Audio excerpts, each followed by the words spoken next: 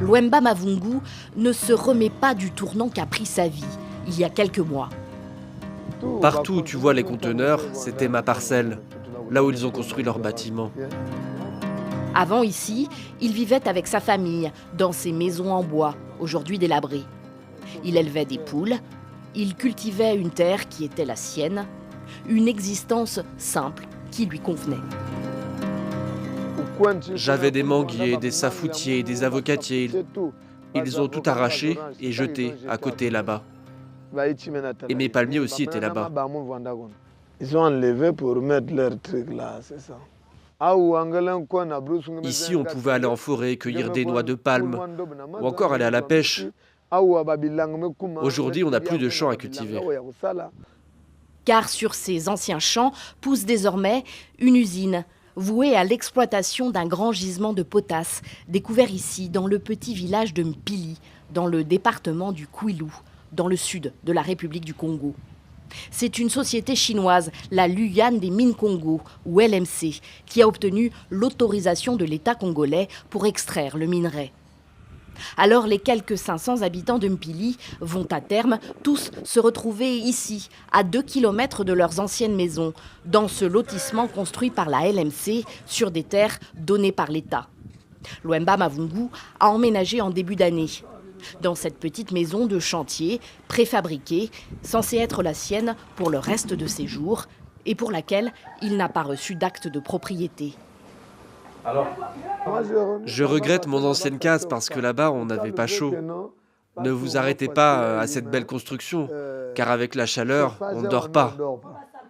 Et pour l'instant, impossible de brancher un ventilateur. La maison n'est toujours pas raccordée à l'électricité. Le père de famille est déboussolé. Il ne sait pas comment nourrir les siens. Là-bas, moi, ma parcelle, là-bas, j'avais 4 parcelles jumelées parce que j'avais d'autres choses à faire.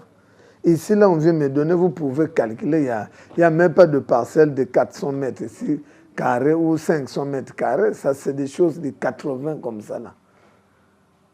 Là-bas, on était des parcelles vastes par rapport ici, là. Sa voisine a elle aussi la sensation de repartir à zéro. Elle était également cultivatrice dans sa vie d'avant. Aujourd'hui, pour faire vivre ses 3 enfants, elle prépare des repas qu'elle vend aux ouvriers de la LMC. Et constate que tous sont désormais dépendants de l'entreprise chinoise, principale source de revenus des villageois. Ici, tout s'achète. Il faut de l'argent pour tout. On n'est plus les mêmes personnes que lorsqu'on était dans notre village. Ici, il faut tout acheter. Le bois de chauffe, le manioc. Il n'y a plus rien de gratuit. On n'a plus accès à la forêt ici. On vit comme les gens de Pointe-Noire. Des reproches que ne comprennent pas les autorités. En juin, 2 ministres sont venus constater l'avancée des travaux. Une visite filmée par la télévision nationale.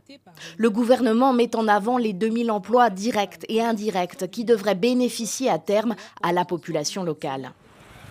Et au ministère des Mines, dans la capitale, on assure que toutes les procédures ont été respectées.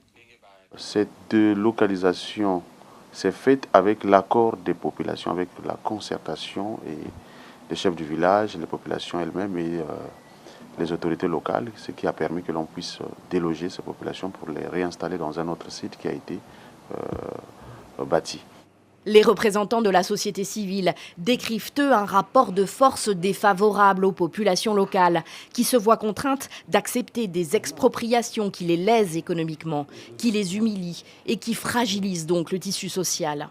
Dans le cas de Mpili, ils auraient voulu accompagner les habitants dans ces négociations. Lorsque nos populations sont en face de nos autorités, généralement qui viennent avec la force publique, elles ne s'expriment plus. Elles n'ont plus la liberté de s'exprimer.